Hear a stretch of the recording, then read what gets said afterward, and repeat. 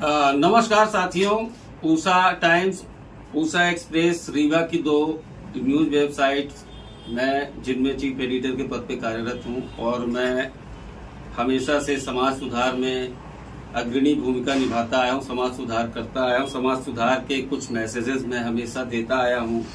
दोस्तों, एक बहुत बड़ी पीड़ादायक बात यह है कि हमारे बीच में अभी एक घटना मैहर में हुई है जिसने पूरे मध्य प्रदेश नहीं पूरे देश को शर्मसार कर दिया है। एक बालिका, 10 वर्ष की बालिका के साथ हैवानियत की गई है।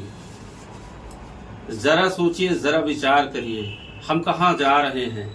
क्या मध्य प्रदेश की वर्तमान सरकार में ऐसा कोई प्रावधान नहीं, ऐसे कोई प्रोविजन नहीं बना सकती है जिसके डर से ये अपराधी, ये कुत्सित मानसिकता के लोग अपनी इस हरकत को, अपनी इस टाइप की हरकतों को रोक सके और हमारे समाज को सभ्य व सुरक्षित कर सके।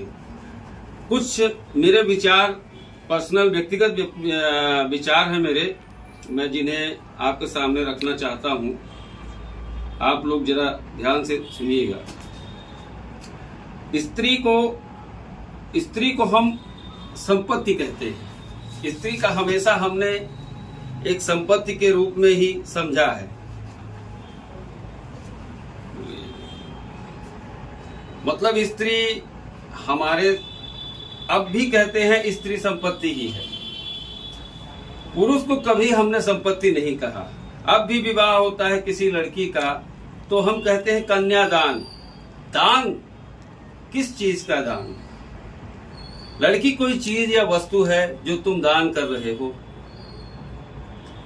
शर्म नहीं आती कहते हो कि कन्यादान। कन्यादान कहने वालों के लिए मैं बोलना चाहूंगा कि दान हमेशा हम किसी वस्तु का करते हैं, धन का दान करते हैं, लेकिन जीवन का दान किसी का हम नहीं करते। सबसे पहले तो हमें कन्यादान कहना बंद करना पड़ेगा। हम कन्या अपनी दान में नहीं दे रहे हैं, हमने अपने जिगर का टुकड़ा दान में नहीं दिया है। यह पुरुषों द्वारा नियोजित समाज है जहां पर अब तक स्त्री को हमने कोई सम्मान ही नहीं दिया। औरत को कभी कोई सम्मान हमने नहीं दिया और अगर हम स्त्री को सम्मान देना चाहते हैं तो हमें अपनी पूरी नैतिक धारणाओं को, मर्यादाओं को रूपांतरित करना होगा। यही महत् कार्य मैं यहाँ करने की कोशिश कर रहा हूँ, इसलिए खूब गालियां खाता हूँ मैं। सही है, मुझे हमेशा गालियां भी मिलती हैं, क्योंकि जितनी भी गालियां मुझे पड़ रही हैं इस देश में उतनी शायद किसी और को नहीं पड़ती होंगी, लेकिन मैं उनकी अपेक्षा करता हूं, जानता हूं कि ये स्वाभाविक है, यह होगा ही। समाज में अगर परिवर्तन लाना है तो गालियां खानी पड़ेंगी, क्योंकि आगे हमेशा भगत सिंह आए थे। तुम पूछते हो स्त्री मूक होकर दुख सहती है, तुमने सिखाया उसको मूक होना। तुम बोलने कहाँ देते हो उसको?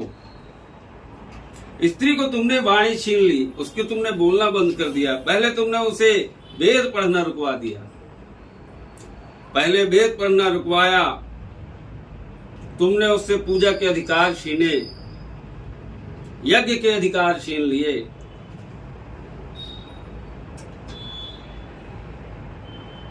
अभी कल खबर थी, मैहर में एक बड़ा दुखद हादसा हुआ। कोई कन्या के साथ दरिंदों ने बलात्कार कर दिया। 20वीं सदी है, यहाँ हम किसी बाबा आदम के जमाने में नहीं रह रहे। स्त्रियां अब शिक्षा पाने के लिए बाहर जा रही हैं। क्यों? क्योंकि खतरा है, नहीं जा पा रही बाहरी शिक्षा पाने में। तो वहां से लौटती है तो मुखर हो जाती है, बाहर से लौट के आती है तो मुखर हो जाती है, उनको वाणी मिल जाती है। तुम स्त्रियों को शिक्षा भी देते हो तो भी इसलिए नहीं देते कि वह मुखर हो जाए, इसलिए देते हो ताकि ठीक वर मिल जाए।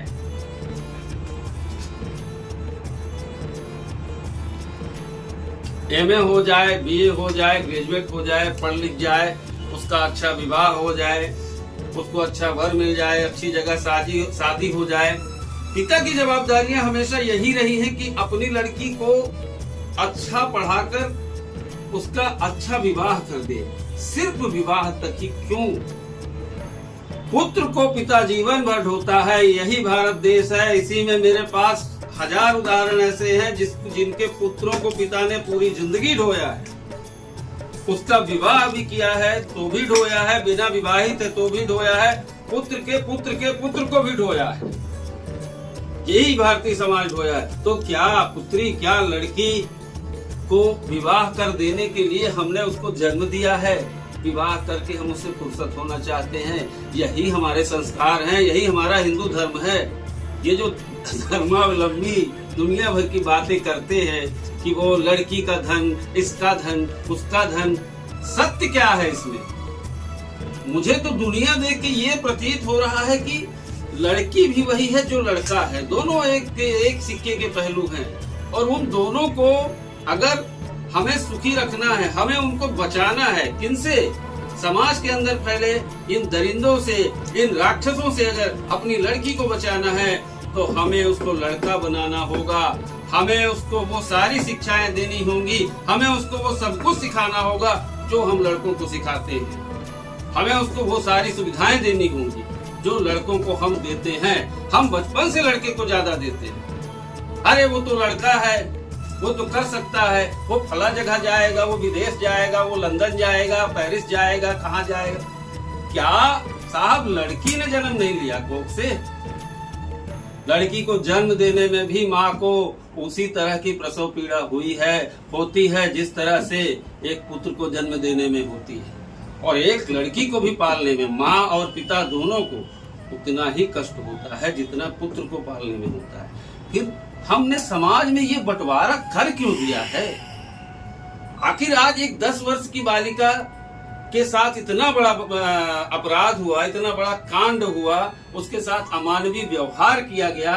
रीवा जिले में ऐसी कई घटनाएं हो रही हैं। हर दूसरे दिन, हर चौथे दिन एक बलात्कार हो रहा है। पूरा मध्य प्रदेश बलात्कार से दहल रहा है।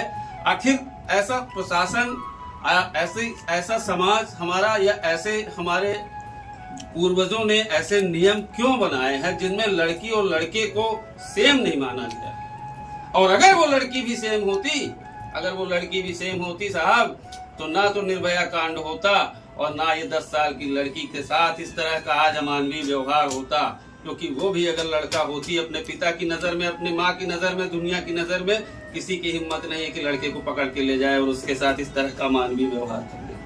बस समाज से मैं इतना ही कहना चाहूंगा दोस्तों कि ये रूढ़िवादियां छोड़ दी जाए, हम कुछ नया करने की सोचें, हम आदम बाबा के जमाने से निकल कर आगे आए, हम लड़का लड़की को बराबर समझे, लड़कियों को भी वो सब दें जो लड़कों को देते हैं, सब कुछ सिखाएं जो लड़कों को सिखाते हैं। उनके मन में कभी ये बात हम ना आने दें कि नहीं मैं कमजोर हूं, मैं लड़की हूं। धन्यवाद।